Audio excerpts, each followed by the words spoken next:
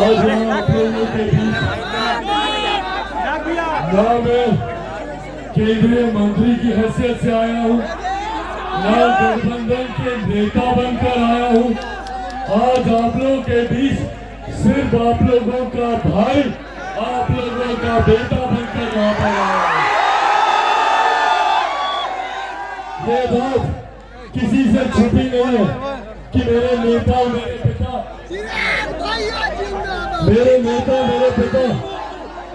आदरणीय रामविलास पासवान जी का एक विशेष लगाव झारखंड से रहा और खास तौर पर हुसैनाबाद के लोगों से रहा। उन्होंने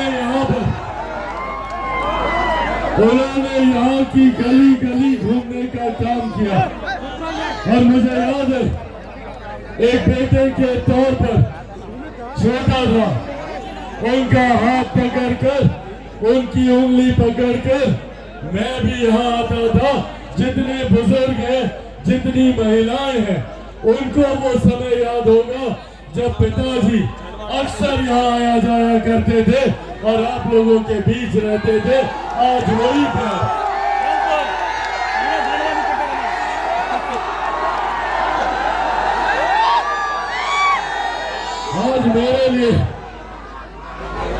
आज मेरे लिए ये एक भावुक क्षण है।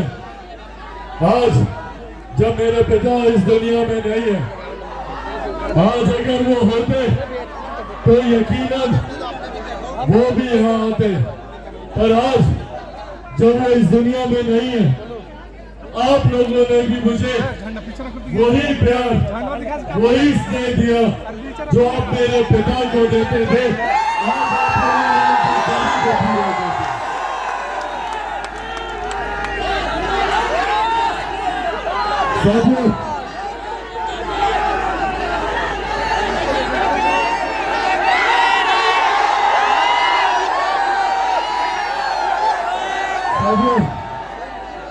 आप सब जानते हैं कि झारखंड में चुनाव की शुरुआत हो चुकी है और महज 3 दिन के बाद पहले चरण का मतदान है।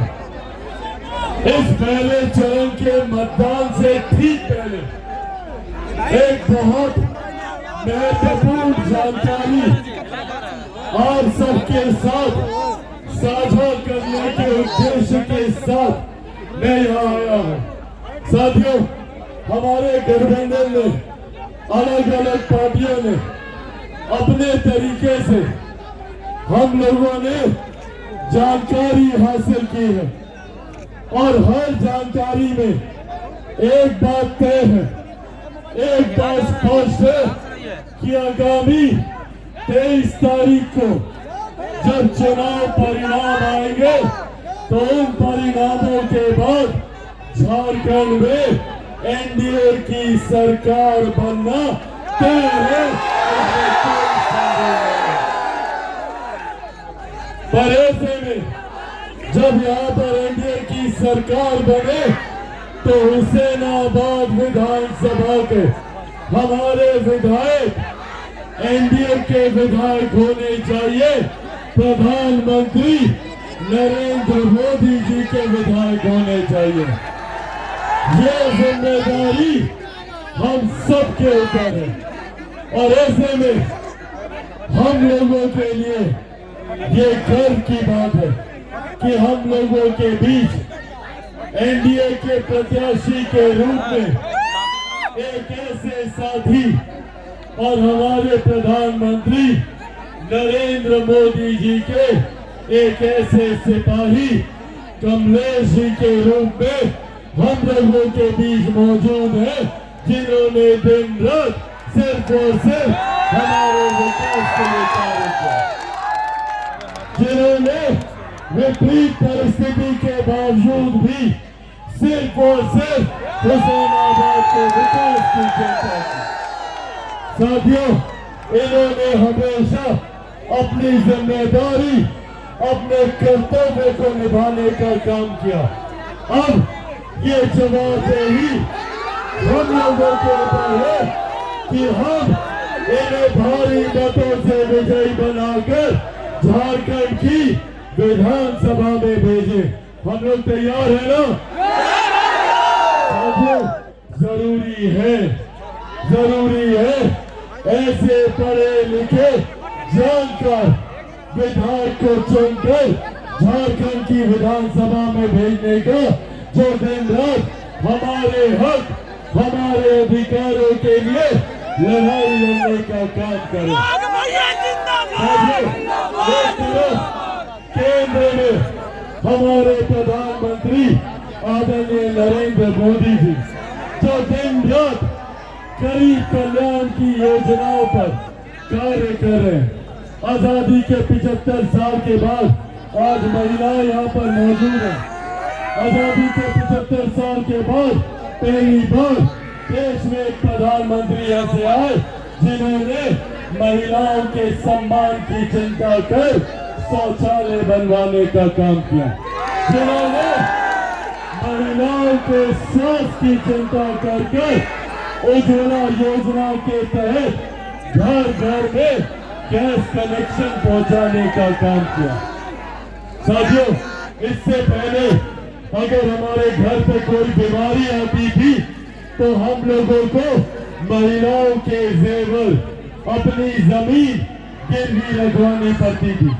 पर आज प्रधानमंत्री आदरणीय नरेंद्र मोदी जी की देन है कि भगवान न करे, पर अगर अब घर पे कोई बीमारी आती है तो आयुष्मान योजना के तहत 5-5 लाख रुपए का मुफ्त इलाज कराने का प्रबंध हमारे प्रधानमंत्री जी ने किया। हमारे प्रधानमंत्री ने एक तरफ हमारे देश की अर्थव्यवस्था को मजबूत करने का काम किया।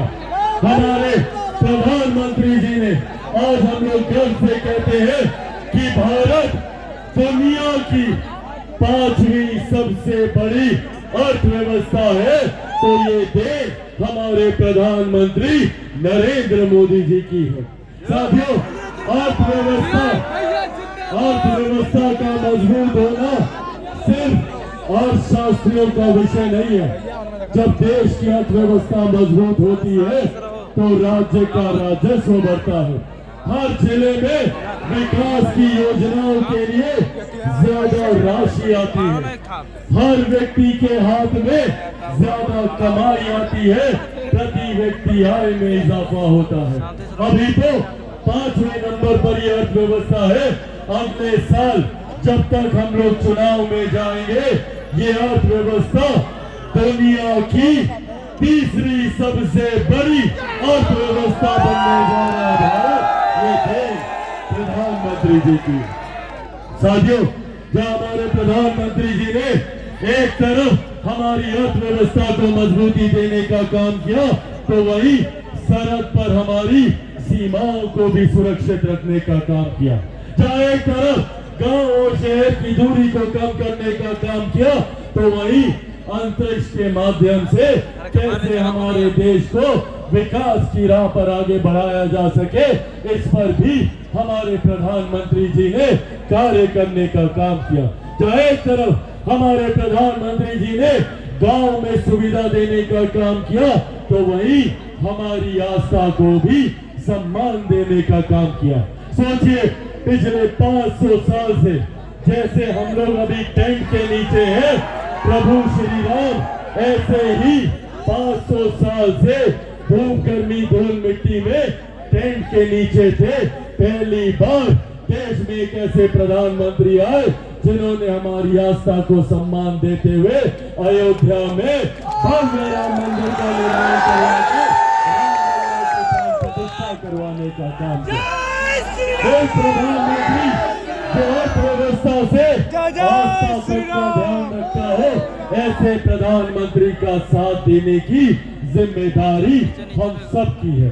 और साथियों, मेरी रगों में तो एक ऐसे नेता का खून है जिन्होंने पूरा जीवन ही समाज के वंचित गरीब वर्ग के लोगों के लिए समर्पित किया।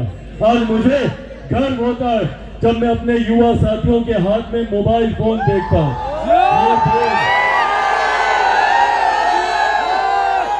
देन मेरे नेता, मेरे पिता आदरणीय रामविलास पासवान जी की है। जब वो दूरसंचार मंत्री थे तब पहली बार भारत में मोबाइल फोन आया था और उन्हीं के कार्यकाल में उन्होंने ये संकल्प लिया था। उन्हें इस बात की तकलीफ होती थी कि क्यों मोबाइल फोन अमीरों की जागीर है। ये वो समय था जब इनकमिंग कॉल के लिए भी 18 रुपया 20 रुपया पैसा देना पड़ता था।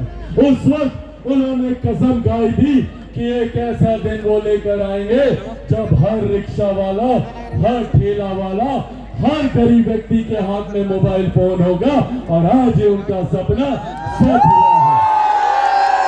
साथियों, मेरी रंगों में एक ऐसे नेता का खून है जिन्होंने देश में ही नहीं दुनिया की सबसे बड़ी गरीब कल्याण की योजना का निर्माण भारत में करने का काम किया। आज मेरे पिता के जाने के 4 साल के बाद भी उनकी बनाई हुई योजना, जो दुनिया की सबसे बड़ी गरीब कल्याण की योजना है, जिसे हम लोग प्रधानमंत्री गरीब जन कल्याण अन्न योजना के नाम से जानते हैं, जिसके तहत आज भी भारत में 80 करोड़ लोगों को मुफ्त में अनाज दिया जाता है। ये देश पासवान जी की है, ये देश हमारे प्रधानमंत्री आदरणीय नरेंद्र मोदी जी की है। साथियों, एक तरफ हमारा गठबंधन जो सिर्फ जात पात धर्म मजहब से उठकर विकास को प्राथमिकता देता है, आपको मुख्य धारा के साथ जोड़ने की सोच रखता है, तो वही कई ऐसे गठबंधन भी हैं जो सिर्फ भ्रष्टाचार की सोच रखते हैं। यहाँ की मौजूदा सरकार, जेएमएम की सरकार, कांग्रेस और राजद के समर्थन वाली सरकार, सोचिए एक तरफ का हमारा सर फक्र से ऊंचा होता है जब प्रधानमंत्री जी को दुनिया के राष्ट्रीय अध्यक्ष नमन करते हैं, वही दूसरी ओर झारखंड के मुख्यमंत्री जब भ्रष्टाचार के आरोपों में जेल जाते हैं तो शर्म से हम लोगों का शर्म से सर नीचा होता है। हम लोगों को अब चुनना है विकास को या विनाश को, और ये चुनाव मुश्किल नहीं है, ये चुनाव कतई मुश्किल नहीं है। हम लोगों को अपने बेहतर भविष्य के लिए चुनाव करना, युवाओं को अपने ही राज्य में रोजगार मिले उसके लिए चुनाव करना है, छात्रों को अपने ही प्रखंड में विद्यालय मिले इसके लिए चुनाव करना है, महिलाओं के सम्मान के लिए बुजुर्गों को दिल्ली एम्स जाकर इलाज न कराना पड़े इसके लिए हम लोग को चुनाव करना है। एक तरफ जहाँ कार्य के आधार पर हमारी एनडीए की सरकार आगे बढ़ने का काम कर रही है, तो वहीं दूसरी तरफ झूठ बोलकर विपक्ष के लोग हम लोगों को डराने का काम कर रहे हैं। पूछिए इन लोगों से क्या क्या बोले थे लोकसभा के चुनाव में। कहते थे कि नरेंद्र मोदी की सरकार आएगी तो आरक्षण समाप्त हो जाएगा, अगर एनडीए की सरकार आएगी तो लोकतंत्र की हत्या हो जाएगी, संविधान खत्म कर दिया जाएगा। पूछिए आज लगभग 5-5.5 महीने हो गए केंद्र की सरकार को आए, किसका आरक्षण छीना गया, कौन से लोकतंत्र की हत्या की गई, कहां का संविधान खत्म किया गया। पूछिए इंदल के नेताओं से जब ये प्रचार करने आएंगे। सिर्फ झूठ बोलना, सिर्फ झूठ बोलना और लोगों को डराना, कभी लाठी के नाम पे डराना तो कभी अधिकार छीनने के नाम पर डराना। साथियों, आज आप लोगों के बीच मैं चिराग पासवान, मेरे नेता, मेरे पिता आदरणीय रामविलास पासवान जी के संघर्षों की कसम खाकर ये वादा आप लोगों से करके जाता हूं कि जब तक चिराग पासवान जिंदा है ना आरक्षण को कोई खतरा है।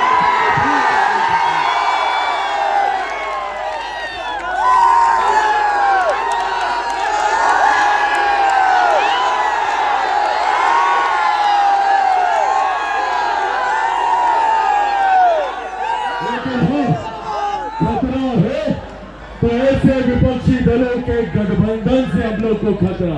जो आएंगे और आप लोगों की कमाई को लूट कर अपने घर का खजाना भरेंगे, जो आएंगे तो गरीब कल्याण की योजनाओं को बंद करके वापस हम लोगों को सड़क पर धक्के खाने के लिए छोड़ेंगे। इसीलिए साथियों आज यह आग्रह करने आया हूं। पिछले 5 साल हम लोगों ने देखे किस तरीके से झारखंड के लोगों को अपमानित होना पड़ा। देश विकास की राह पर आगे तो हम लोग पिछड़ते जा रहे थे। आज पुनः जरूरत है झारखंड में डबल इंजन की सरकार की, जरूरत है प्रधानमंत्री जी के सोच वाली सरकार की, और उस सरकार में जो आपका प्रतिनिधित्व करे वो एक ऐसा व्यक्ति होना चाहिए जो हमेशा अपने विचारधारा के लिए समर्पित रहा, जिन्होंने हमेशा मेरे नेता मेरे पिता आदरणीय रामविलास पासवान जी को सम्मान देने का काम किया। उनके सबसे करीबी साथियों में रहे आदरणीय कमलेश जी। आज उनके जाने के बाद उनके नाम पर भवन बनाने की बात हो, उनके नाम पर स्मृति द्वार बनाने की बात हो, ये सम्मान मेरे पिता के जाने के बाद भी अगर किसी एक व्यक्ति ने देने का काम किया तो वो आदरणीय रामविलास पासवान जी के सच्चे साथी आदरणीय कमलेश जी।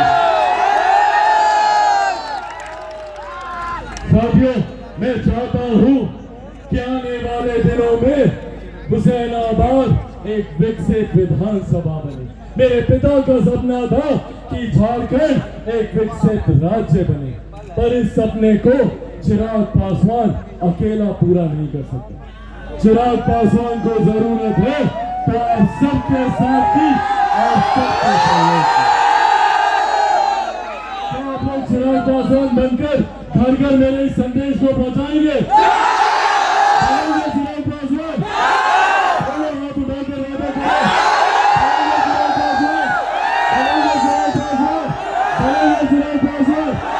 तो मेरा ये संदेश घर घर पहुंचाइएगा, बोलिएगा कि चिराग पासवान 13 तारीख को एक हुसैनाबाद बनाने के लिए 13 तारीख को कितने नंबर पर बटन दबाना है? कितने नंबर? एक नंबर, एक नंबर। और कौन से छाप पर बटन दबाना है? कमल छाप पर। कमल छाप पर बटन दबाकर न सिर्फ आप यहाँ से आदरणीय कमलेश जी को जिताने का काम कीजिएगा, बल्कि मेरे प्रधानमंत्री आदरणीय नरेंद्र मोदी जी को भी मजबूती देने का काम कीजिएगा, और अपने भाई अपने बेटा चिराग पासवान को भी मजबूती देने का काम कीजिएगा। तो साथियों, इस उम्मीद के साथ, इस विश्वास के साथ कि अगली बार जब आप लोगों के बीच में यहाँ पे मौजूद होगा तो एक विधायक के रूप में और बड़ी जिम्मेदारी निभाते हुए आदरणीय कमलेश जी यहाँ पर आप लोगों का प्रतिनिधित्व कर रहे होंगे। ये वादा है आप लोगों का? अगर वादा है तो एक बार जोरदार ताली बजाकर आप लोग अपना आशीर्वाद देंगे। इस खूबसूरत कार्यक्रम के आयोजन के लिए यहाँ पर मौजूद तमाम साथियों का धन्यवाद करता हूँ। यहाँ पर प्रदेश कार्य समिति के सदस्य श्री अशोक सिंह जी का और रविंदर सिंह जी का, यहाँ पर मौजूद भाजपा के वरिष्ठ नेता श्री राम प्रवेश सिंह जी का, यहाँ पर मौजूद भाजपा के युवा नेता मेरे भाई मेरे साथी सूर्य का, एक बार सूर्य के लिए सिंह जी का मौजूद, यहाँ पर भाजपा अनुसूचित जाति मोर्चा के हमारे जिला अध्यक्ष रामेश्वर राम जी का मौजूद, यहाँ पर लोग